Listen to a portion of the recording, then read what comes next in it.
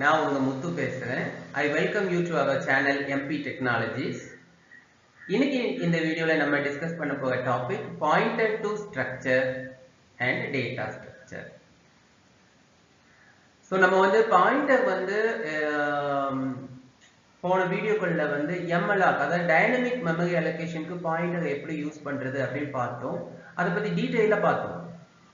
அதே மாதிரி ஸ்ட்ரக்சர்ல நம்ம பாயிண்டர் கிரியேட் பண்ணி டைனமிக்கா மெமரி அலோகேட் பண்ண முடியுமா? ஸ்ட்ரக்சருக்கு ஒரு ஸ்ட்ரக்ட் டைப்க்கு பாயிண்டர் யூஸ் பண்ணி ரன் டைம்ல டைனமிக்கா மெமரி அலோகேட் பண்ண முடியுமா? முடியும். அதைத்தான் நம்ம இந்த வீடியோல பார்க்க போறோம். அடுத்து வந்து என்னன்னா, அப்ப ஒரு ஸ்ட்ரக்சர் தான் நம்ம கிரியேட் பண்ண முடியுமா? ஒரு லிஸ்ட் ஆஃப் ஸ்ட்ரக்சர், ஒரு அரே ஆஃப் ஸ்ட்ரக்சர் கிரியேட் பண்ண முடியுமா? பாயிண்டர்ஸ் யூஸ் பண்ணி பண்ணலாம். அப்ப அதை எப்படி மெயின்டைன் பண்றது? The answer is data structure. பார்க்கலாமா ஒன் பை ஒன்னா? So pointer and structure. A pointer can be created to a structure and memory can be allocated during runtime using dynamic memory allocation functions. MLOC function use பண்ணி நம்ம ஸ்ட்ரக்சருக்கும் memory வந்து allocate பண்ணலாம். So இந்த output பாருங்க. enter registered number நம்ம 1001 கொடுக்கும். enter student name Tom அப்படி கொடுக்கும். enter category, அதாவது category of students, அவங்க வந்து OB ஜெனரலா, OBCயா, SCயா, STயா, அது category வந்து நம்ம வாங்குவோம் 1 அப்படின்னு வாங்குவோம். enter need scope 560. அப்ப அந்த வேல்யூஸ் அது டிஸ்ப்ளே பண்ணுது. இதுக்கு நம்ம வந்து ஒரு டைப் கிரியேட் பண்ணிருக்கோம், ஸ்ட்ரக்ட் டைப் கிரியேட் பண்ணிருக்கோம் நீட் அப்படின்னு. அதுக்கு வந்து மெமரி வந்து நம்ம அதுக்கு ஒரு பாயிண்டர், ஸ்ட்ரக்ட்டுக்கு ஒரு பாயிண்டர் எப்படி கிரியேட் பண்றது, how to create a pointer to the structure and how to dynamically allocate memory using MLOC function to that pointer, that we are going to discuss further. பார்க்கலாமா? பாருங்க, ரொம்ப ரொம்ப ஈஸியான ஒரு ப்ரோக்ராம் வந்து நம்ம இப்போ பார்க்க போறோம். ஒரு பேப்பரும் பென்சிலும் எடுத்துக்கோங்க. ஸோ நம்ம வந்து ஒரு ஸ்ட்ரக்ட் டைப் கிரியேட் பண்றோம். அதோட நேம் பாருங்க neat. Okay, so type the structure. The structure elements are long register number and char name of 20 and int category, int cat and int scope. So register number, name, அவங்க என்ன category may be general, OBC, SC, ST and scope, அவங்க நீட்ல வாங்கின scope. So இந்த details வந்து நம்ம என்ன பண்ண போறோம், வாங்குறதுக்காக ஒரு டைப் கிரியேட் பண்ணிட்டோம், struct type, அதோட நேம் neat. Okay, so நான் இங்க பாருங்க ப்ரோக்ராம் வந்தாச்சு. இங்க neat star p, I create a pointer variable. I create a pointer variable to neat. இப்போ அதுக்கு மெமரி அலோகேட் பண்ணணும், அலோகேட் பண்ண போறோம். பாருங்க MLOC size of neat. What is the size of neat? Size of neat பாருங்க long reg number, அப்போ 4 bytes. long க்கு 4 bytes இல்லையா? char name of 20, அப்போ 4 plus 20 24. int cat, அது 2 bytes, அப்போ 24 plus 2 26. அப்போ int score, அப்போ 26 plus 2 28. அப்போ totally 28 bytes will be allocated for p, pointer p in the heap memory. அப்படிதானா? So 28 bytes. நீங்க neat star p அப்படின்னு சொன்ன உடனே p ன்னு ஒரு வேரியபிள் கிரியேட் ஆகிருக்கும் எங்க ஸ்டாக் மெமரியில. அதுக்கு வந்து இப்போ எக்ஸாம்பிளுக்கு -20 ஒரு அட்ரஸ் இருக்குன்னு வச்சுக்கோங்களேன். இப்போ நீங்க MLOC யூஸ் பண்ணும்போது ஹீப் மெமரியில 28 பைட்ஸ் கிரியேட் ஆகுது. இந்த 28 பைட்ஸ் எப்படி செக்ரிகேட் பண்ணணும்? நீட் ஸ்டார், அதனால தான் முன்னாடி நீட் ஸ்டார் அப்படின்னு சொல்லிட்டோம். அப்ப நீட்ல என்ன மாதிரி எலிமெண்ட்ஸ் இருக்கோ அதை பேஸ் பண்ணி இதை பிரிச்சு எடுக்கணும். ஸோ ஃபர்ஸ்ட் 4 பைட்ஸ் வந்து எதுக்காக? Register number. அடுத்து 20 பைட்ஸ் எதுக்காக? நேம்காக. அடுத்து 2 பைட்ஸ் எதுக்காக? கேட்டகரிக்காக. அடுத்து 2 bytes ஸ்கோர்க்காக. ரைட், அது பிரிச்சாச்சு. இப்போ இதோட அட்ரஸ் வந்து 1500 அப்படின்னு வச்சுக்கோங்களேன், ஸ்டார்டிங் அட்ரஸ். இப்போ 1500 எங்க இருக்கும்? ஸ்டார் பீக்குள்ள 1500 அப்படின்னு இருக்கும் இல்லையா? இது நம்ம ஆல்ரெடி டிஸ்கஸ் பண்ணதான். Right, fine. இப்போ இதுல வேல்யூ வாங்குறது எப்படி பாருங்க. Enter register number, scanf %LD ampersand p of register number. Here we are using arrow symbol instead of dot. So we used dot to represent the structure element in the previous examples, in the previous videos. இதுக்கு முன்னாடி வீடியோக்கள்ல structure example பார்க்கும்போது நம்ம dot use பண்ணோம். So but here we are using pointer variable. So when you use pointer variable to a structure, and you will have to use arrow to represent the elements of the structure through the pointer variable. Pointer variable use பண்ணி நீங்க structure element represent பண்றீங்க அப்படின்னா arrow use பண்ணணும். So ampersand p arrow reg number. இந்த பாருங்க ampersand அப்போ get as p of name இந்த மாதிரி வரும். ஓகே. So இப்போ register number ஓகே 1001 கொடுத்தேன், 1001 இங்க ஸ்டோர் ஆகுது, and name Tom கொடுத்தேன். ஓகேயா? and category 1 கொடுத்தேன், இந்த category வாங்குது, அடுத்து score வாங்குது, ஓகே 560 கொடுத்தேன். ஓகேயா? so the value display பண்றது same process தான். இது நம்ம ஆல்ரெடி பார்த்திருக்கோம். இப்போ உங்களுக்கு the concept வந்து என்ன அப்படின்னா how to create a pointer to a structure. structure எப்படி ஒரு pointer create பண்றது, pointer variable, how to create a pointer variable to a structure, and how to dynamically allocate memory to the structure pointer using malloc function, and how to access the elements of the structure to the pointer using arrow operator. arrow use பண்ணி நம்ம எப்படி access பண்றது அப்படிங்கறத பார்த்திருக்கோம். fine. so last examples-ல நம்ம வந்து பார்த்தது என்னன்னா ஒரு ஸ்ட்ரக்சருக்கு, அதாவது ஸ்ட்ரக்சருக்கு ஒரு வேரியபிள் பாயிண்டர் வேரியபிள் கிரியேட் பண்ணி டைனமிக்கா மெமரி அலோகேட் பண்ணி வேல்யூஸை வாங்குறது எப்படி, வேல்யூஸை டிஸ்ப்ளே பண்றது எப்படி அப்படின்னு பார்த்தோம் இல்லையா? ஓகே, எனக்கு வந்து I want to maintain a list of records. So the previous example demonstrates for a single record only. Okay, I want to maintain number of records in the memory as the user adds the value. இப்போ user வந்து record add பண்ணிட்டே இருக்காங்க, நான் வாங்கி வாங்கி என்ன பண்ணணும், அதை மெமரியில வச்சுக்கிட்டே இருக்கணும். அப்ப எப்படி வைக்கிறது? அது how to manipulate limitless record at runtime. how to manipulate limitless record at runtime. இப்போ runtimeல number of records எப்படி நாம் வந்து manipulate பண்றது? The program should be able to maintain number of records as the user adds the records. user வந்து ரெக்கார்டை add பண்ணிட்டே இருக்காரு, நான் வாங்கி வாங்கி என்ன பண்ணணும், அதை மெமரியில மெயின்டைன் பண்ணிட்டே இருக்கணும். சோ எப்படி மெயின்டைன் பண்றது? is there any mechanism to follow? yes, there is a mechanism for organizing the data logically or mathematically in memory at runtime, which is called data structure. இப்போ என்னோட இப்போ நான் first row record கொடுக்கேன், again the user wants to add record, again I get a record, again I get a record, again I get a record. Okay, as I get records from the user, I will have to maintain them in memory at runtime in a particular manner, because the records should be linked together, it should be grouped. இப்போ நான் வந்து நான் கொடுக்க அதை வாங்கி வாங்கி வைக்கிறேன், அது வந்து கண்டிப்பா there should be a relationship between the records. அந்த ரெக்கார்ட்ஸ்க்கு ஒரு ரெக்கார்டுக்கும் இன்னொரு ரெக்கார்டுக்கும் கண்டிப்பா ஒரு ரிலேஷன்ஷிப் வந்து இருக்கணும். சோ அப்ப அதுக்கு நம்ம என்ன பண்றது? data structure is the answer. so what is data structure? list of structure வேற ஒண்ணுமே இல்லைங்க. data structure is nothing but list of structure. ஒரு ஸ்ட்ரக்சர் நம்ம கிரியேட் பண்ணோம் இல்லையா? போன எக்ஸாம்பிள்ல இந்த பாருங்க, இந்த ஒரு ஸ்ட்ரக்சர் கிரியேட் பண்ணோம். அதே மாதிரி இங்க பாருங்க எத்தனை ஸ்ட்ரக்சர், நிறைய structures, list of structures, 3 structures வச்சுக்கோமா? so the list of structures that are linked to each other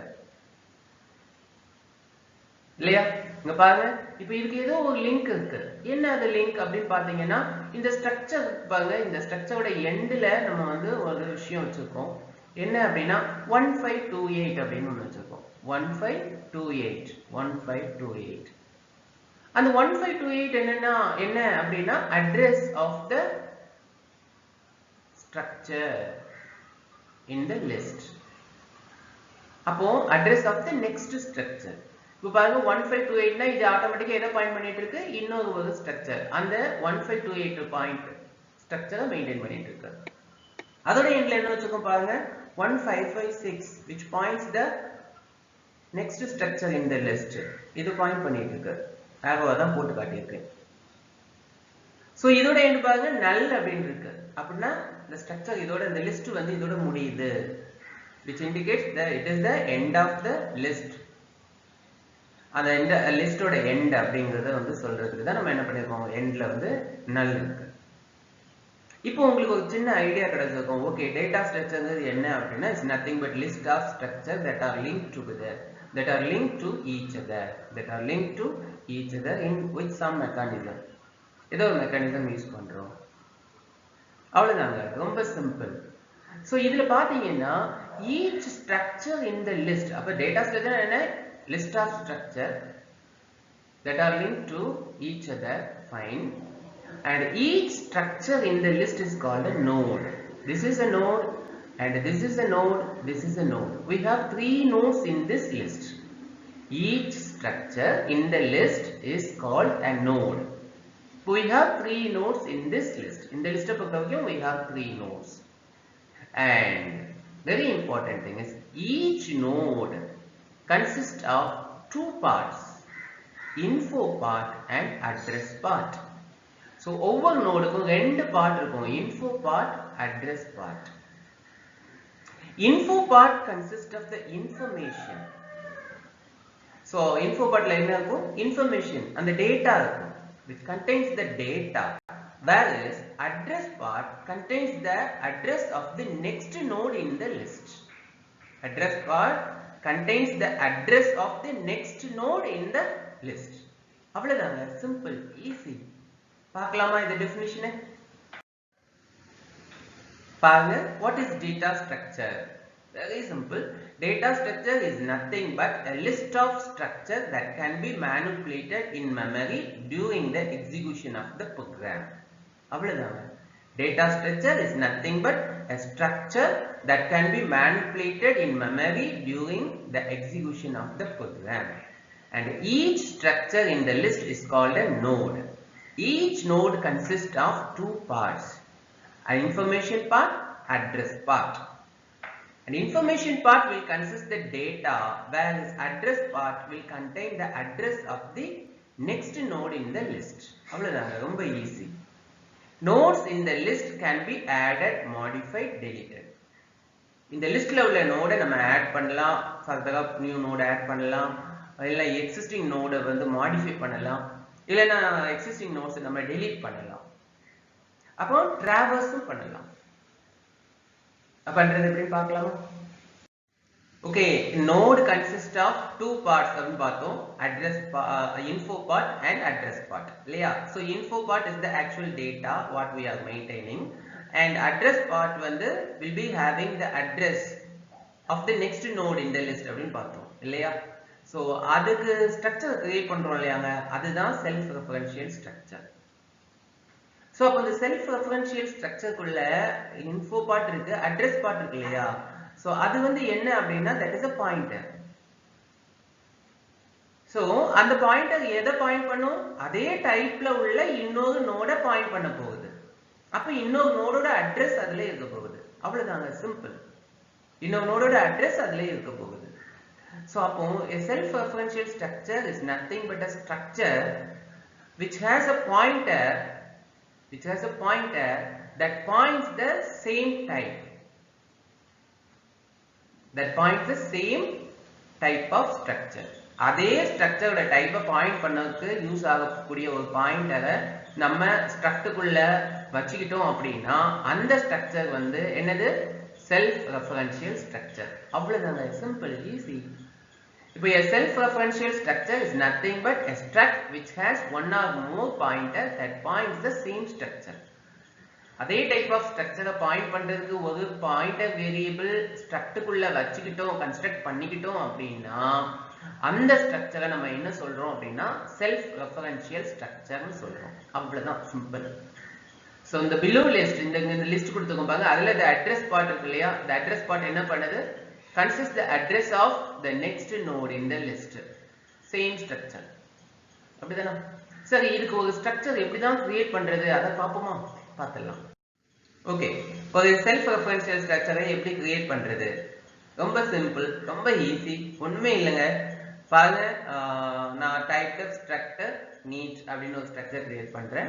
உள்ள வந்து as usual உள்ள டேட்டாஸை வந்து நம்ம இன்ஃபோ பார்ட் இது. So int long reg number, char name of 20, int cat, int score கொடுத்தாச்சு.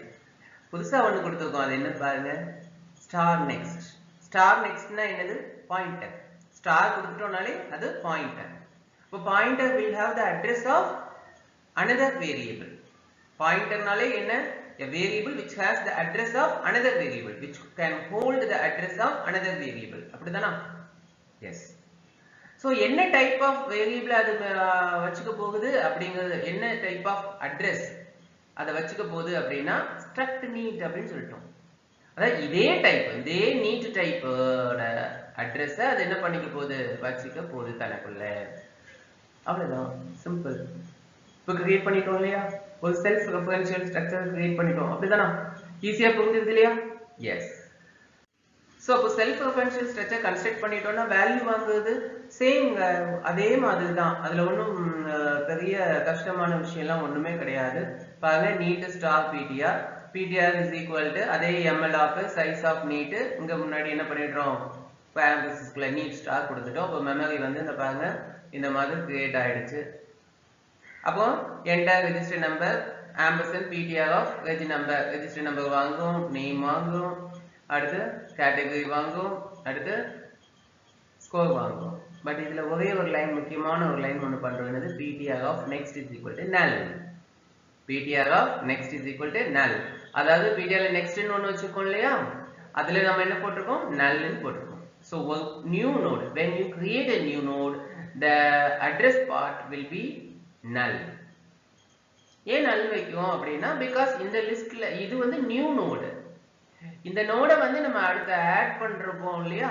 அப்பதான் நம்ம என்ன பண்றோம்? இதோட அட்ரஸ் பார்ட் சேஞ்ச் ஆகும். ஃபர்தரா நான் லிஸ்ட்ல கனெக்ட் பண்றேன், இந்த இதோட சேர்த்து நான் நோட்ஸ் ஆட் பண்றேன். ஸோ அப்பதான் என்ன ஆகும்? நமக்கு இந்த அட்ரஸ் பார்ட் சேஞ்ச் ஆகும். ஸோ அது சேஞ்ச் ஆகுறத நம்ம பின்னாடி வரக்கூடிய வீடியோக்குள்ள எக்ஸாம்பிள்ஸ் கண்டிப்பா பார்ப்போம். சரியா? ஓகே. ஸோ இப்போ நம்ம வந்து ஒரு சார்ட் பார்க்கணும். ஸோ டேட்டா ஸ்ட்ரக்சர்னா என்னன்னு நம்ம பார்த்தோம். Data structure is a mechanism அப்படின்னு பார்த்தோம் இல்லையா? Data structure is a mechanism for organizing data logically or mathematically in memory at runtime அப்படின்னு பார்த்தோம். And it's a list of structure. Data structure is a list of structure, and each structure in the list is called a node அப்படின்னு பார்த்தோம். And a node consists of two parts normally அப்படின்னு பார்த்தோம். Info part, address part, and how to construct a self-referential structure for implementing the data structure adu paathom. So idile is there any type of data structure? Yes, absolutely, there are two types of data structure, linear and non-linear. So linear enna pannudhu appadina, it organizes the data in a sequential manner, whereas non-linear organizes the data in a non-sequential manner. avladanga, simple, easy, onnume kediyadhu. So இதுல வந்து there are three types of linear data structures: stack, queue, linked list. There are two types of linked list: single linked list, double linked list. And there are two types of non-linear: tree, graph. அவ்வளவுதாங்க, ரொம்ப easy, ரொம்ப simple. So இந்த டெஃபினிஷனை பார்த்துடுங்க. Linear data structure organizes the data elements one after the other. That is in a sequential manner. Whereas non-linear data structure organizes its data in a non-sequential manner. அவ்வளவுதான், ரொம்ப simple, ஈஸிங்க. So இதை நம்ம ப்ரோக்ராம்ஸ்ல பார்க்கும்போது இன்னும் நல்லா realise பண்ணிடுவீங்க. சரி, இந்த டேட்டா ஸ்ட்ரக்சரை வந்து எங்கெல்லாம் நம்ம யூஸ் பண்றோம், அவ்வளவு ரொம்ப இம்பார்ட்டன்ட்.